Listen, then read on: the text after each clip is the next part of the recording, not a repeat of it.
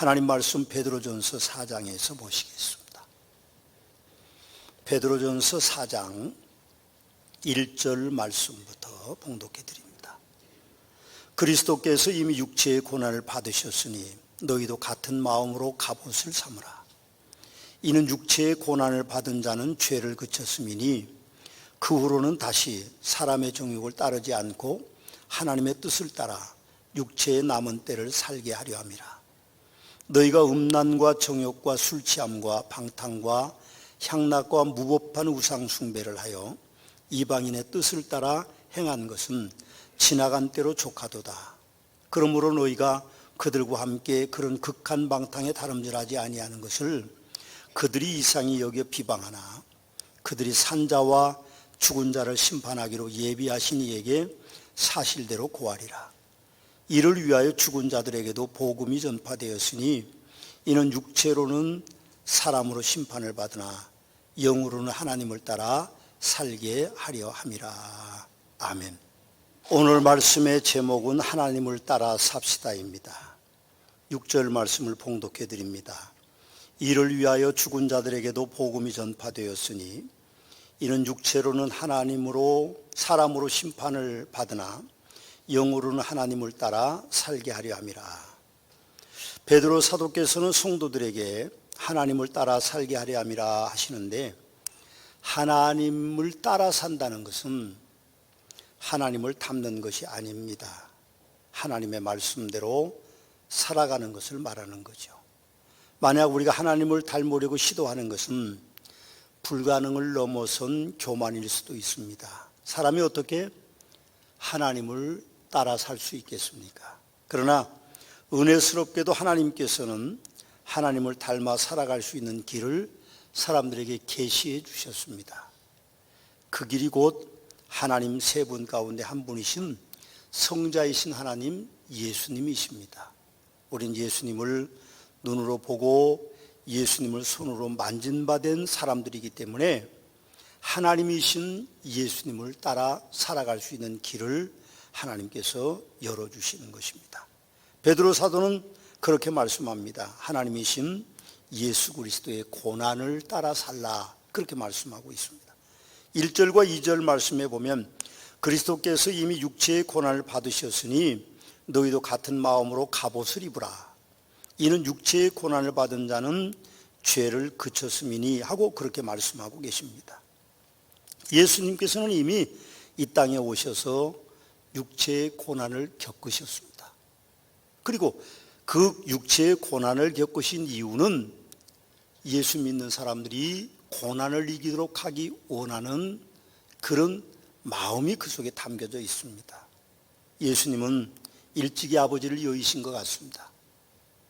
그리고 가업인 목수일을 하심으로 어머니, 남동생 4명, 여동생은 몇 명인지 모르지만 복수로 표현되어 있어서 어린 소년 가장으로 목수일을 하면서 가족을 섬기는 가장 역할을 했습니다. 참 힘들게 사셨을 것 같아요. 뭐 요즘처럼 기계가 있는 것도 아니고 손으로 다 해서 아마 예수님 손은 망치에 맞은 자국과 칼에 빈 자국과 그런 것들로 많은 상처가 있었을 것 같습니다. 그런데 예수님이 30세가 되었을 때에 공생애를 시작하셨습니다. 이제는 오신 목적이 하나님의 아들로 오셨기 때문에 자신이 하나님의 아들이라고 그렇게 이제 외치며 다니셨을 때에 예수님의 가족들이 예수님을 붙잡으러 온 적이 있었습니다. 왜 그런가 하면 자기 형이 미쳤다고 그렇게 생각했던 것이죠. 예수님은 오셔서 사람들에게 참 많은 고난을 겪으셨습니다. 예수님은 소외된 사람들과 함께 하셨습니다. 고아와 과부들과 함께 하셨고 가난한 사람들과 함께 하셨고 병든 자를 사랑하시고 권력자들을 이제 그렇게 사랑하지 않았던 것 같아요. 그래서 권력을 가지고 있는 사람들이 예수님을 가르쳐서 죄인의 친구다 그렇게 비난했습니다. 그리고 예수님은 또 하나님을 모독하는 사람이라는 그런 비방을 듣고 결국 권력이 있는 사람들에 의해서 십자가에 처형되는 그런 고난을 당하셨습니다. 예수님을 소개하는 베드로 사도도 고난의 삶을 사셨습니다. 바닷가에서 그는 어부의 아들로 태어나 어부로 자랐습니다. 고기 잡는 것 이외에는 배운 것이 없는 사람이었습니다. 그래서 후대의 사람들은 베드로를 단순 무지한 사람으로 평가하기도 하는 것이죠. 생각해 보면 자신을 제자로 인정하며 불러준 사람이 사실은 30평생에 예수님이 처음이셨습니다. 사람 대접해 준 경우가. 그래서 예수님을 따라다니는데 배와 그물을 다 버리고 가족도 버리고 무조건 예수님을 3년 동안 따라다녔습니다. 아마 예수님께 희망이 있었던 거죠. 그런데 예수님께서 이제 허무하게 십자가에 달려서 힘도 못 써보시고 그렇게 돌아가시니까 얼마나 그 마음의 고통이 컸겠습니까? 스승을 잃어버린 것이고 자기 삶의 희망이 송두리째 날아가는 아픔을 겪었던 것이죠. 더더구나 그는 예수님이 그렇게 십자가에 허무하게 돌아가시고 기다리던 성령님이 임했을 때에 그가 진짜 예수를 구세주로 믿었습니다. 비자들 앞에서 3번이나 예수님을 모른다고 그렇게 부인했던 베드로가 성령이 임하니까 예수를 구세주로 믿었습니다. 그런데 그 순간부터 그분에게는 고난의 삶이 시작된 거죠. 그러면 이 고난이 참 어이없는 것이기도 했습니다. 병든 자를 낫게 하고 귀신 들린 자를 내어 쫓기도 하고 그리고 사람들의 문제를 해결해 주고 그랬는데 사람들은 그를 향하여 비난하고 핍박했습니다. 자기 동료 야고보가 죽는 모습을 눈으로 목격해야 됐습니다.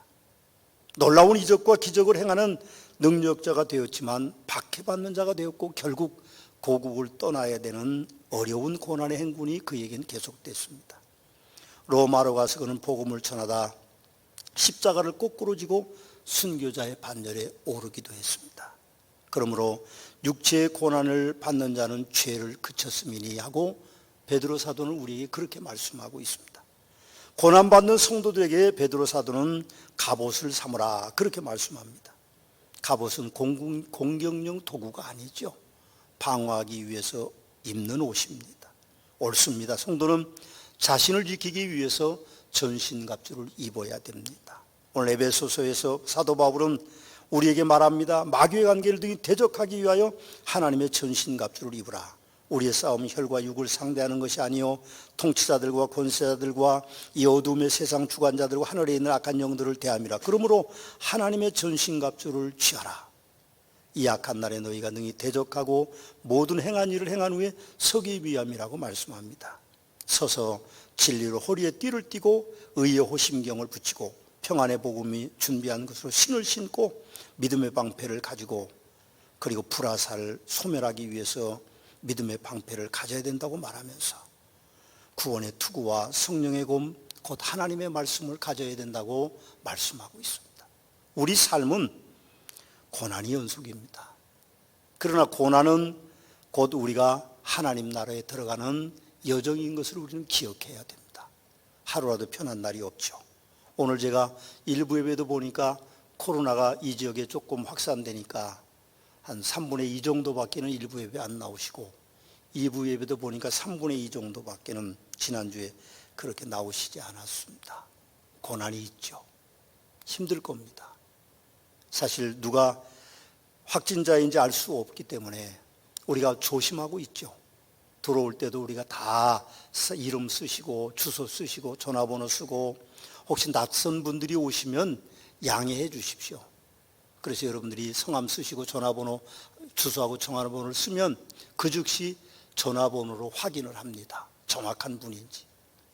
다른 이단 교리를 가진 사람들이 교회에 들어와서 여러 가지 회방도 되고 어려움이 있기 때문에 또 이 근처에 코로나 확산이 그분들에 의해서 확산된다는 뉴스 보도가 있기 때문에 우리는 어쩔 수 없이 새로 오신 분들의 신분을 확인하고 정확해야 교회를 들어오실 수 있도록 합니다. 사실 고난이 이렇게 오리라고는 상상할 수도 없었던 일이죠. 메리스도 있었고 사스도 있었지만 그때는 이렇게 심하지 않았습니다. 앞으로 고난이 얼마나 계속될는지 몰라요. 어떤 목사님 아들이 저의 뒤에 와서 오늘 그렇게 얘기했습니다. 목사님 코로나 언제 끝나죠? 그러길래 아마 금년은 갈 거다. 제가 그렇게 얘기했습니다. 저도 모르죠. 그 젊은이도 모르고 저도 모릅니다. 그러나 보건복지부 장관은 2달 안에 이제 치료약이 나온다고 그러니까, 예방 백신과 치료약이 나오면 뭐 주사 한 번 맞으면 예방되는 거니까 감기나 똑같이 그럴 겁니다. 이 고난을 통해서 우리는 우리 자신을 좀 되돌아봐야 될 필요성이 있습니다. 요셉은 13년 종살이를 살았습니다. 옥고를 치렀죠. 그러나 훗날 그 요셉으로 인하여서 그 민족이 대민족을 이룰 수 있는 놀라운 축복이 있었습니다. 모세도 도망자로 40년 동안 미디안 광야에서 양만 치고 살았습니다. 그런데 훗날 그 고난의 40년이 민족을 해방시키는 리더십을 얻는 그런 유익이 그에게 있었습니다. 사도 바울은 육체의 가시를 가졌습니다. 질병이 컸습니다. 글을 쓸 수도 없고 읽을 수도 없는 그런 안쥐를 가지고 있었고, 학자들의 말에 의하면 그는 매를 많이 맞아서 허리가 꼽추가 됐을 거라고 합니다. 실제로 동상은 그의 작은 키를 이야기하고 꼽추가 된 그의 모습을 유럽에 세워놓은 것이 있습니다. 그리고 그는 간질을 앓았다고 합니다. 많은 매를 맞아서 뇌에 상처를 입어서 간질을 입었다고 그래요. 그때 그는 하나님 앞에 그렇게 기도했습니다. 자기의 육체의 가시가 낫기 위해서 3번이나 기도했어요. 다른 사람 머리 위에 손 얹으면, 환부에 손을 얹으면 어떤 병도 낫고 귀신도 떠나가는 역사가 있었는데, 바울은 자신을 위해서 하나님 앞에 3번 기도했는데 하나님이 뭐라고 말씀하셨습니까? 내 은혜가 내게 족하다, 그렇게 말씀하셨습니다. 바울은 일생을 육체의 가시를 안고 살았지만 그 고난이 오히려 위대한 사도로 만드는 놀라운 축복이 있음을 우리는 봅니다. 그렇습니다. 우리는 그리스도의 고난을 본받아 고난을 두려워하지 않고 사셔야만 됩니다. 또 베드로 사도는 예수님처럼 의롭게 살아라는 것을 우리에게 말씀하고 계십니다. 3절을 읽어드립니다. 너희가 음란과 정욕과 술 취함과 방탕함과 향락과 무법한 우상 숭배를 하여 이방인의 뜻을 따라 행하는 것은 지나간 때로 족하다. 우리가 성도라는 이름을 가지고 살면서 언제까지 음란하고 정욕을 가지고 술 취하고 방탕하고 향락하고 우상 숭배하여 이방인의 뜻을 살려 합니까? 오늘 베드로 사도는 지나간 때로 족하다, 우리에게 그렇게 말씀합니다. 어느 때까지 우리가 하나님 앞에 의롭게 살지 못하겠습니까? 결국 우리는 하나님께로 가야 됩니다. 지나간 때로 좋게 해야 되는데 아직도 지나간 때의 그런 죄악들, 거룩하지 못한 것들이 우리 속에 있으면 우리 후손들에게도 영향을 미칩니다. 나 하나로 족하죠. 우리 조상으로 좋게 해야 됩니다. 우리 후손들에게는 그런 것들이 물려가지 않도록 우리가 결심하고 결단해야 될 것입니다. 호쿠마 주석에는 이런 글이 실려 있습니다. 그리스도인이 되어 세상을 살아갈 때 약이 되는 문제는 세속화다. 세속적인 것이 만연하는 상황 속에서는 옛 생활에 대한 유혹이 많기 때문에 타락의 위험이 크다. 본문에서는 초대교회 당시의 부패한 사회상과 각 개인의 삶의 모습을 단적으로 보여주고 있다. 본문에 암시되어 있는 이방인의 세속 문화는 음란과 정욕과 술 취함과 방탕과 향락과 무법한 우상 숭배 등이다라고 그렇게 기록하고 있습니다. 우리는 예수님 닮아서 의로운 삶을 살아야 됩니다. 또 베드로 사도는 예수님처럼 우리가 비방을 받으면서도 기쁘게 살라고 말씀하고 계십니다. 4절의 말씀에 보니까 그러므로 너희가 그들과 함께 그런 극한 방탕에 다름질하지 아니하는 것을 그들이 이상히 여겨 비방하나, 그렇게 이야기합니다. 성도들은 환난과 핍박을 이겨온 거룩한 무리들입니다. 성령이 임하셨을 때 이방 사람들은요, 저들이 세술에 취하였다고 비방했습니다. 대제사장이 로마 총독 베스도에게 동족인 바울을 고발했습니다. 여러분, 동족을 고발해서 그 동족을 이방인에게 재판받게 하는 것은 좋은 모습이 아닙니다. 그래서 아나니아라고 하는 대제사장이 베스도에게 바울을 고발하면서 뭐라고 하는가 하면, 우리가 보니 이 사람은 전염병 같은 자라, 천하에 흩어진 유대인을 다 소요하게 하는 자요, 나사렛 이단의 우두머리라고 그렇게 비방했습니다. 아니죠. 그보다 먼저 예수님을 하나님의 모독자로 로마의 체제를 무너뜨리려고 하는 거짓 진술을 통하여서 비방했습니다. 사랑하는 서문학교 성도 여러분, 혹시 모르는 사람에게 칭찬받고 계신지 모르겠습니다. 우리가 성도라면 주님이 내 안에 오시는 그 순간부터 모든 사람에게 칭찬받는 것을 포기해야 됩니다. 누가복음 6장 22절과 26절 말씀에 보면 이렇게 기록되어 있습니다. 인자로 말미암아 사람들이 너희를 미워하고 멀리하고 욕하고 너희 이름을 악하다 하여 버릴 때에는 너희에게 복이 있도다. 모든 사람이 너희를 칭찬하면 화가 있도다. 그들의 조상들이 거짓 산들에게 이와 같이 하였느니라고 축복하기도 하지만 경고하기도 합니다. 베드로 사도는 이방인의 비방을 그들이 이상히 여겨 비방한다는 표현을 쓰고 있습니다. 자신들과 같지 않기 때문에 이상하게 여긴다는 겁니다. 그러나 우리는 안 믿는 사람과 같은 존재가 아닙니다. 안 믿는 사람들은요, 어떤 일을 하든지 그들의 쾌락이 더 중요하지만 우리 믿음의 사람들은 쾌락이 중요한 것이 아니라 하나님을 따라 사는 거룩한 삶이 중요하기 때문에 의롭게 살아야 됩니다. 베드로 사도가 우리에게 그런 말씀을 하고 있습니다. 그럼 사도 바울이 신문당했습니다. 그때 베스도라고 하는 로마 총독이 바울에게 그런 말을 합니다. 바울아, 내가 미쳤도다. 내 많은 학문이 너를 미치게 하였도다라고 그렇게 말씀하고 있습니다. 믿지 않는 사람들은 이상히 여깁니다. 만약 여러분들을 보고 이상하게 여기지 않으면요, 그러면 여러분들이 제대로 된 그리스도인이 아니라는 겁니다. 사람들과 똑같이 술 마시고 사람들과 똑같이 타락하고 사람들과 똑같이 악한 사람이 된다면 우리는 진정한 그리스도인이 아니라는 표를 가지고 사는 겁니다. 그러므로 비방받는 성도들에게 히브리서 10장 32절 말씀해 보면 전날에 너희가 빛을 받은 후에 고난의 큰 싸움을 견뎌낸 것을 생각하라고 말씀하고 있고, 오늘 본문 5절에서는 그들이 산자와 죽은 자를 심판하기 예비하신 이에게 사실대로 고하리라고 말씀하고 있습니다. 하나님은 심판하시는 분이십니다. 믿지 않는 사람들은 들을 귀가 없어서 듣지 않겠지만 하나님의 심판은 그들에게도 무서운 심판이 될 것입니다. 하나님의 심판은 계시록 20장 12절 말씀대로 죽은 자들이 자기 행위를 따라 생명책에 기록된 대로 심판을 받는다고 말씀하고 있습니다. 하나님의 심판은요, 가명도 없습니다. 하나님의 심판은 항소할 수도 없고 하나님의 심판은 재심도 없고 하나님의 심판은 번복이라는 것이 절대로 있을 수 없습니다. 슬피 울며 이를 갈 뿐이라는 것이죠. 요한계시록 18장에 보면 그들의 애통함이 울고 가슴치고 울고 애통하고 화이또다 스스로 예언되어 있어 말한다고 예언되어 있고, 요한계시록 6장 16절의 말씀에 보면 산들과 바다 위에게 말하되 우리 위에 떨어져 보호자에 앉으신 이의 얼굴에서와 그의 어린 양의 진노에서 우리를 가려다오, 그렇게 이야기한다고 합니다. 하나님의 진노가 얼마나 무서우면, 하나님의 심판이 얼마나 무서우면 산들아 바다에 우리를 덮쳐서 우리를 죽게 해달라고 고백하고 있겠습니까?